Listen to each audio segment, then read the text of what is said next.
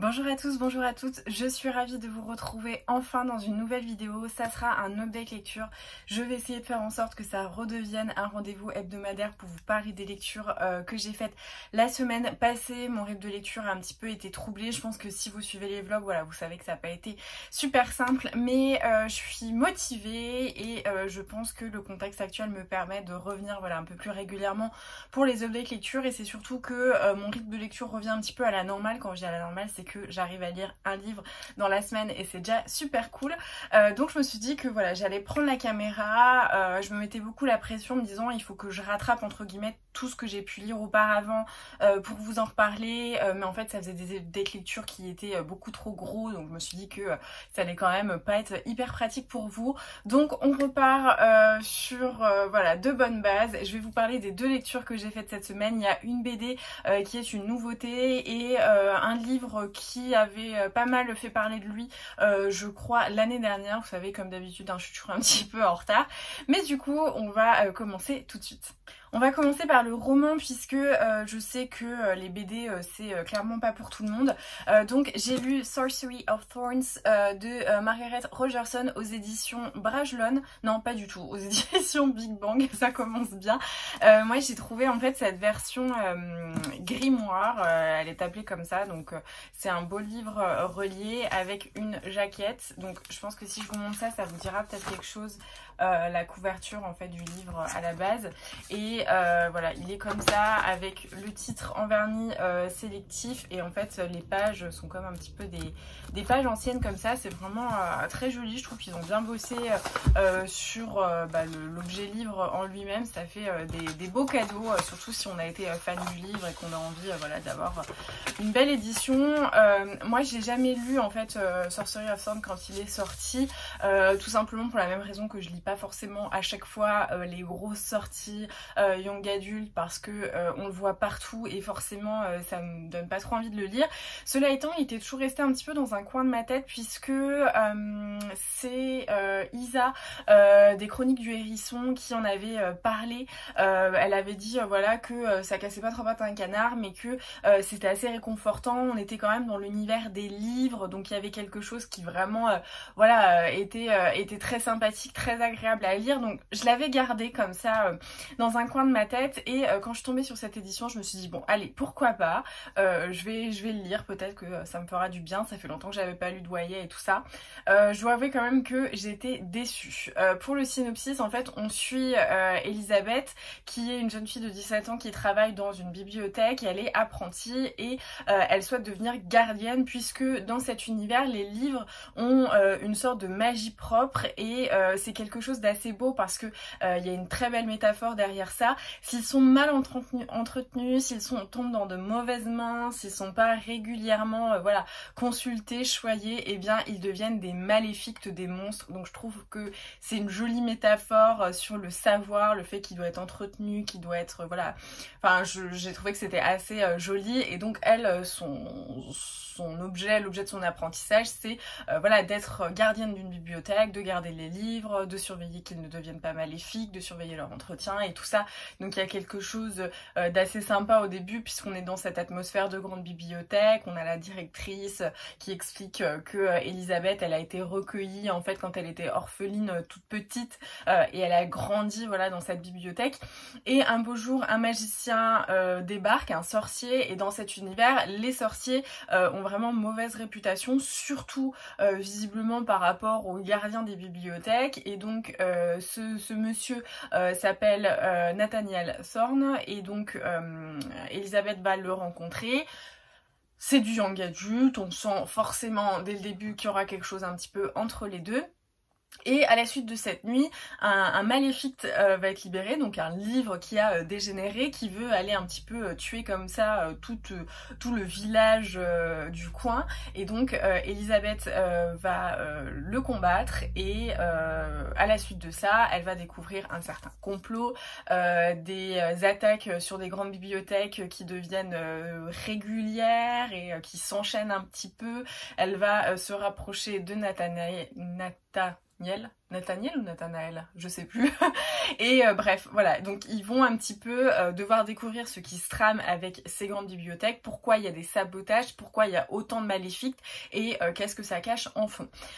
L'histoire était chouette, j'ai bien aimé l'univers, on va dire, des sorciers parce que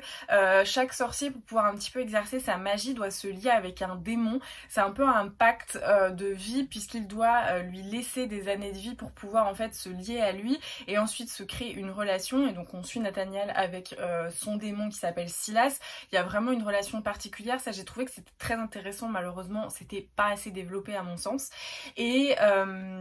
voilà, l'univers était bien, mais moi il m'a manqué quelque chose. Alors déjà la première chose vraiment que je ressens par rapport à ce livre, c'est que je me suis pas du tout attachée au personnage, peut-être au démon, et encore, enfin vraiment c'est pas le personnage principal, mais Elisabeth pour moi elle était insipide, on la suit tout le temps, l'histoire elle en a un petit peu pratiquement la clé, on va dire.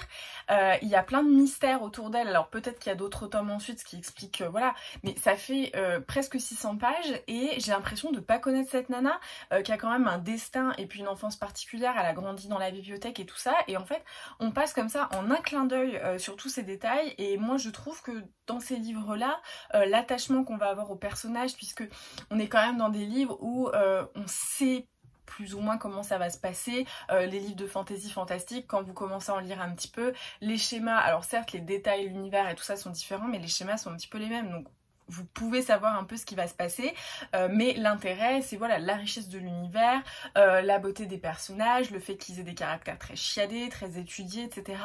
Et là moi j'ai pas du tout eu ça par rapport à Elisabeth, en fait on nous la lâchait comme ça, presque comme si on était déjà censé la connaître, et ça m'a fait vraiment bizarre parce que moi j'avais besoin en fait de la découvrir, pareil, alors il y avait un petit peu plus de ça j'ai trouvé avec Nathanaël, je vais quand même lire son nom parce que depuis tout à l'heure je suis sûre, si c'est Nathaniel, pas Nathanaël, donc Nathaniel vraiment il était un petit peu plus creusé, il y a plein de choses avec sa famille historiquement, la famille Thorne, le fait que voilà il ait des ancêtres qui aient un petit peu eu une mauvaise réputation dans le monde des sorciers, donc on a envie de savoir, mais Elisabeth pour moi elle était totalement plate et c'est dommage parce que bah, tout est un peu lié à elle, donc moi il m'a vraiment manqué quelque chose par rapport à ça honnêtement, et puis du coup ça m'a laissé un petit peu distante de cette histoire, tout ce qui se passait, parce qu'il y a des rebondissements, parce qu'il se passe quand même plein de choses, hein. C'est vraiment un livre très dynamique, il y a des choses qui sont intéressantes dans les systèmes de magie et tout ça, mais j'avais une distance par rapport à cette histoire et je pense qu'en fait le fait que j'avais pas l'impression de connaître Elisabeth faisait vraiment que j'en avais un peu rien à faire de ce qui se passait, et je l'ai lu mais je l'ai pas trop apprécié parce que pour moi voilà ça manquait cruellement de construction dans le personnage. C'est pareil au niveau de son caractère, tout ça, je trouve qu'il y a un degré d'émotion qui est au niveau 0 et c'est un petit peu dommage. On sent dès le début qu'il y a une relation qui va se nouer entre Nathaniel et Elisabeth parce que encore une fois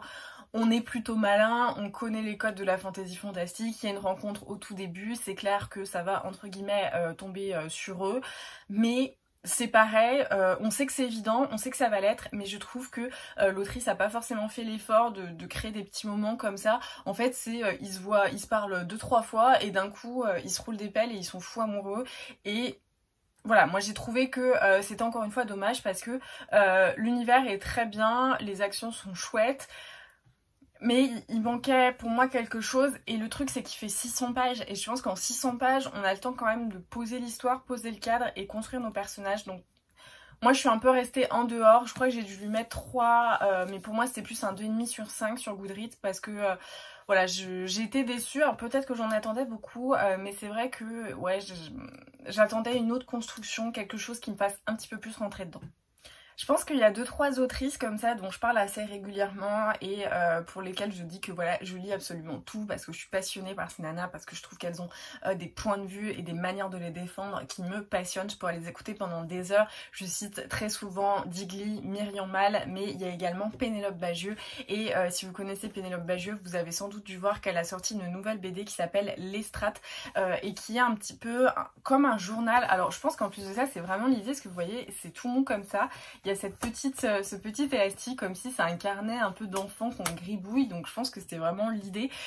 Et en fait on va reprendre un petit peu plusieurs récits de sa vie.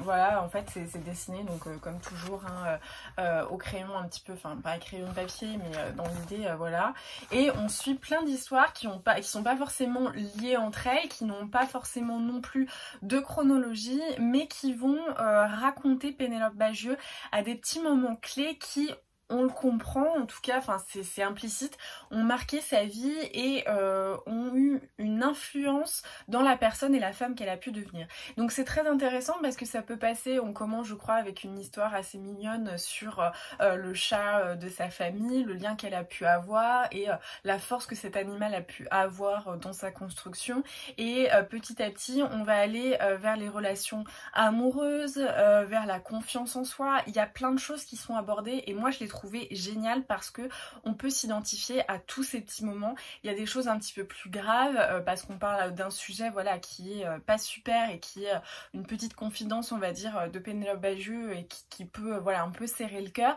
mais c'est fait quand même avec une certaine légèreté et avec aussi beaucoup d'humour. Moi c'est quelque chose que j'aime bien chez Pénélope Bagieux, c'est que même si elle aborde des sujets un petit peu graves, un petit peu sérieux, il y a toujours en fait une distance dans la manière d'aborder le sujet qui fait que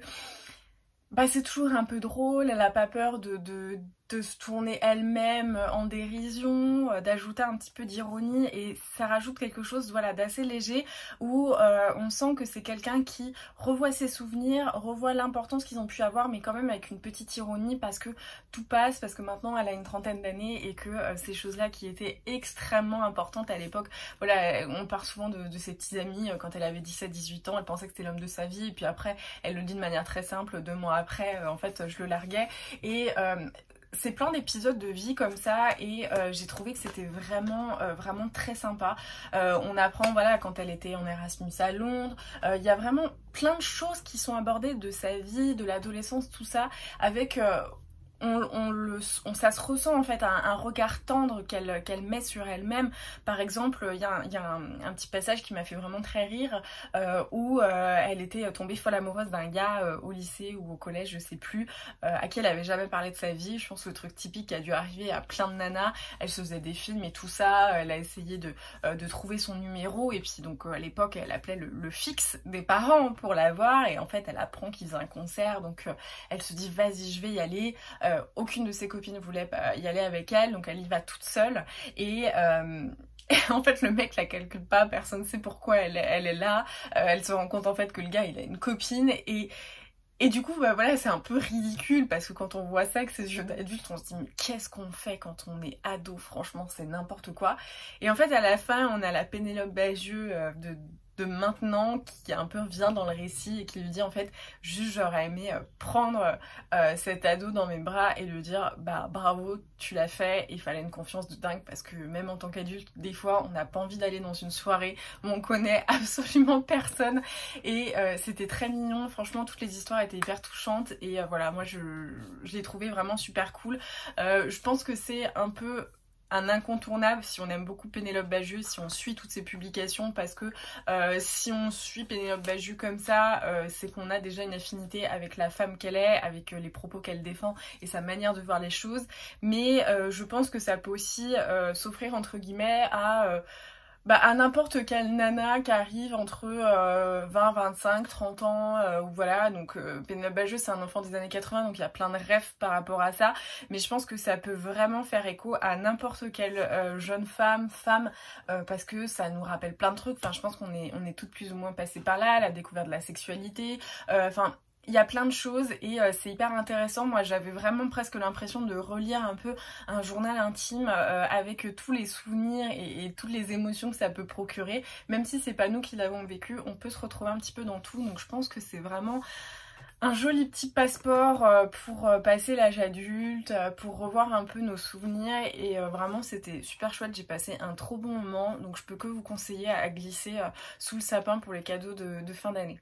Voilà, j'espère que cette vidéo vous aura plu. L'update lecture est terminé. Vous le voyez, j'ai pas lu énormément, mais je suis assez contente parce que ça faisait un moment que j'avais pas lu de livres de 500-600 pages. En ce moment, je galère un peu niveau lecture, mais ça m'encourage du coup à reprendre mon rythme, à revenir comme ça toutes les semaines devant vous. Et j'espère que ça vous a plu. N'hésitez pas à me laisser un commentaire pour me dire si le retour des updates lecture vous ravit, et puis de mettre un petit pouce et partager sur les réseaux sociaux si vous voulez soutenir mon travail, aider l'algorithme, etc., etc.